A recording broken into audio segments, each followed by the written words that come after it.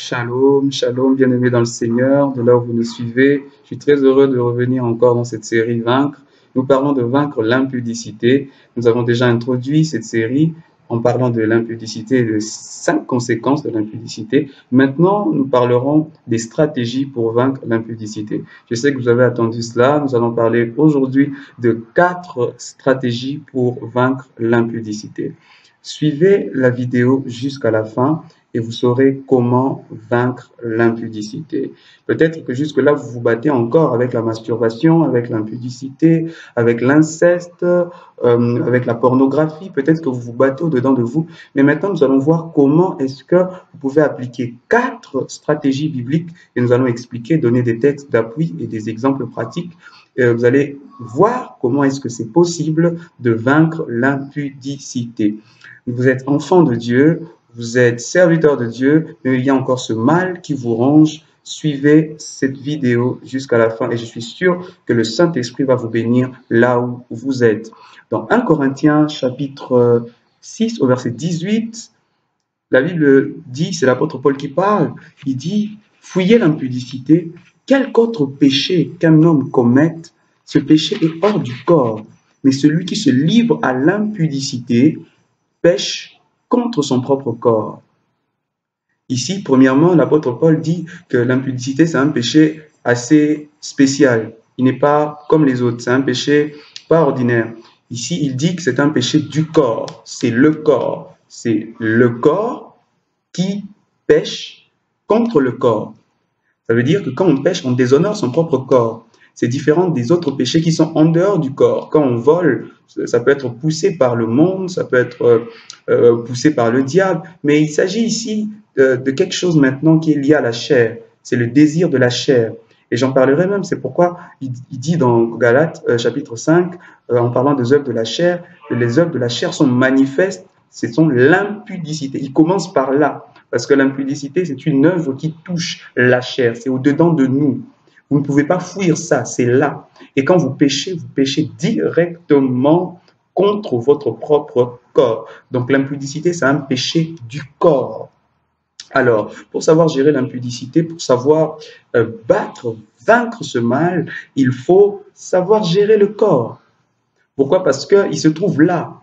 Et nous allons voir ces 4 stratégies qui sont liées à la gestion du corps, qui peuvent nous aider à vaincre l'impudicité.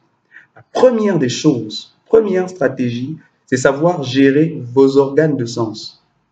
Savoir gérer 2 choses principalement, vos yeux et vos oreilles. Vos yeux et vos oreilles. Pourquoi? Parce que les yeux et les oreilles, ce sont des portes d'entrée des informations dans votre âme. Ça veut dire que ce que vous connaissez, vous l'avez su, soit parce que vous avez vu, ou soit vous avez entendu cela. Donc, vous ne pouvez pas avoir des désirs, sentir des désirs au-dedans de vous, si vous n'avez pas vu ou si vous n'avez pas entendu.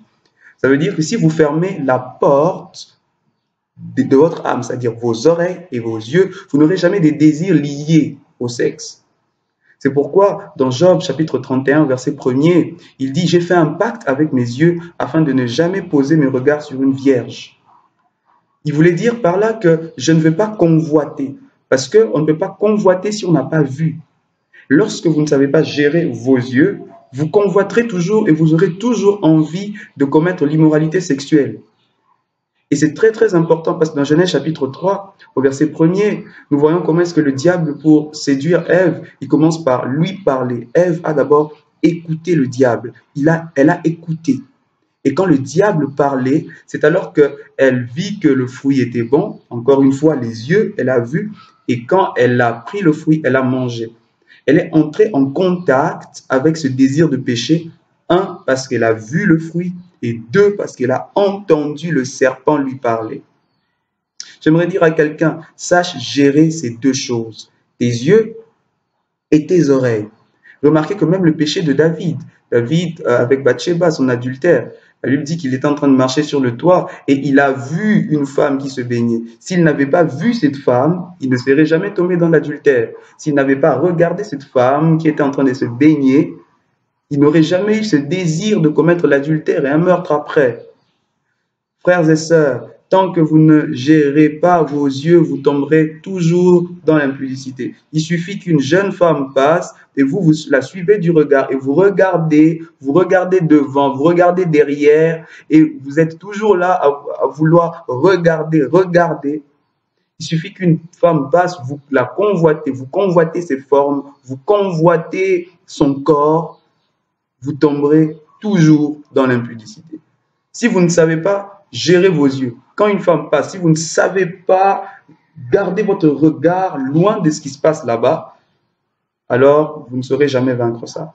Pour vaincre l'impudicité, vous devez savoir gérer vos yeux, savoir quoi voir, quoi ne pas voir, quoi regarder, quoi ne pas regarder, savoir faire la sélection des films, la sélection des séries à regarder, savoir gérer vos yeux, ne pas regarder n'importe quelle image sur Internet. Vous devez gérer vos oreilles, ne pas écouter n'importe quelle musique parce que la musique inspire aussi des sentiments et des désirs sexuels.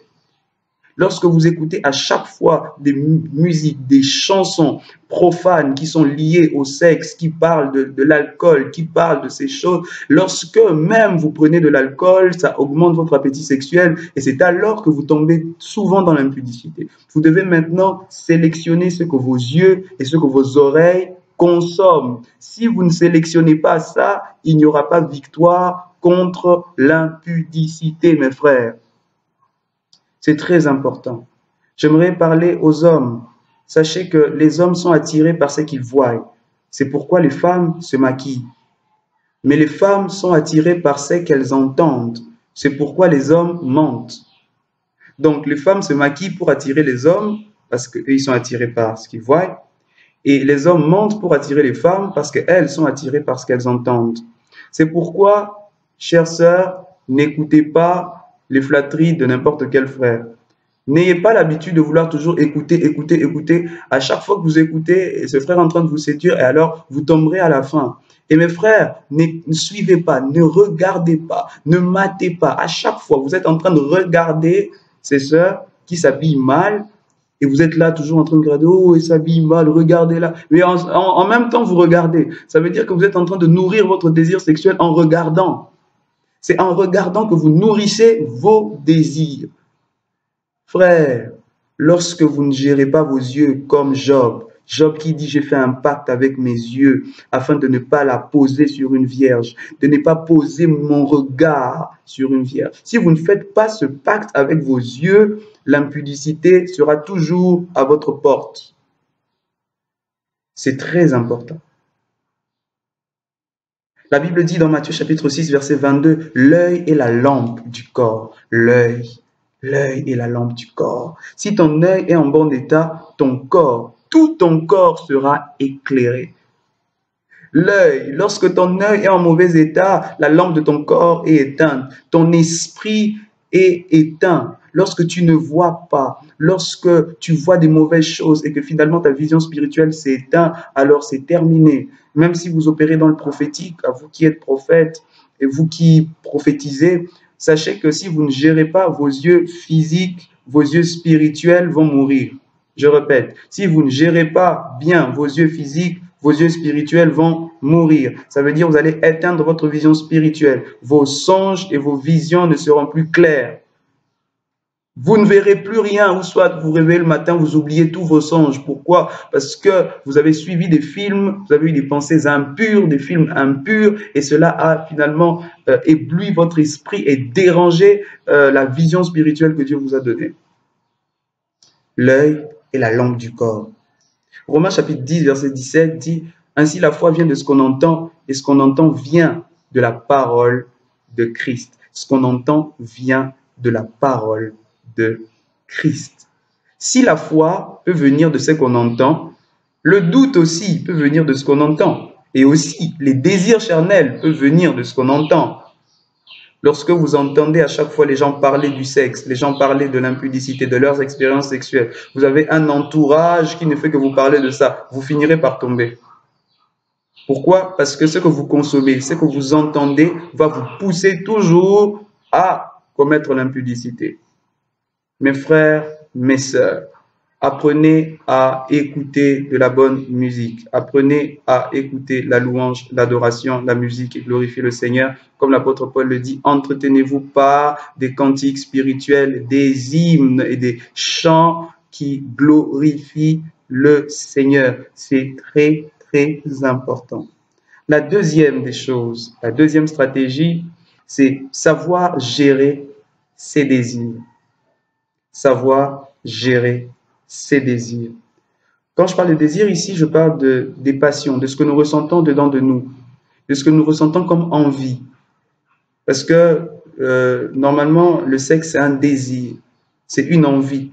Mais maintenant, il faut savoir gérer cette envie. Et comment le faire? La première des choses, il faut crucifier la chair. Crucifier votre chair. Galates chapitre 2, verset 20, l'apôtre Paul dit, j'ai été crucifié avec Christ, ainsi ce n'est plus moi qui vis, mais c'est Christ qui vit en moi. Vous devez crucifier votre chair. Quand vous priez, vous devez prier le Seigneur en disant, Seigneur, crucifie ma chair. Priez toujours, faites toujours cette prière. Ce n'est pas une prière à faire une seule fois, non, parce que la chair, elle se réveille, elle peut revenir à un moment. Elle peut revenir encore, il faut la crucifier, la crucifier à chaque fois. C'est très, très important. Galates chapitre 5, verset 19, en parlant de l'impudicité, l'apôtre Paul, vous savez, quand il parle des œuvres de la chair, il commence par l'impudicité. Les œuvres de la chair sont manifestes, ce sont l'impudicité, virgule, la débauche, etc.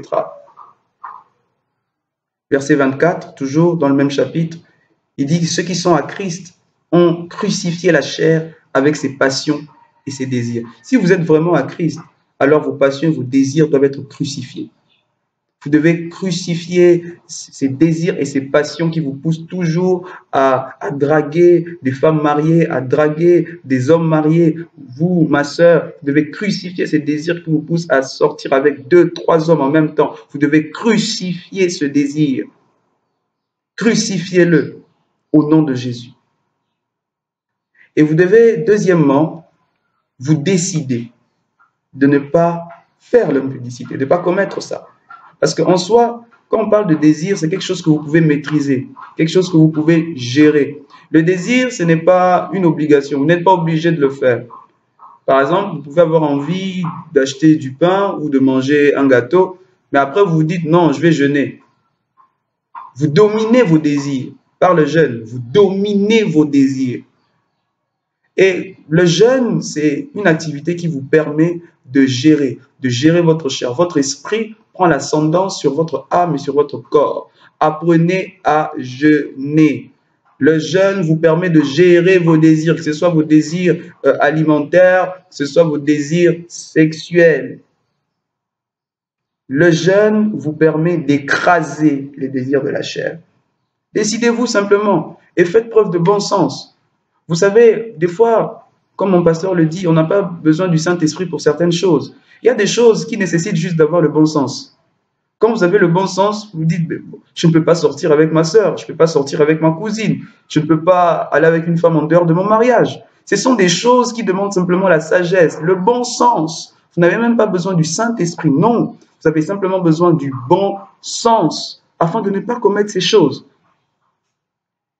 Proverbe chapitre 31, au verset 3, j'aime ce proverbe de Lemuel qui dit « Ne livre pas ta vigueur aux femmes et tes voix à celles qui perdent les rois. » J'aime la version Summer qui dit « Ne gaspille pas tes forces avec les femmes. » C'est une décision que tu dois prendre.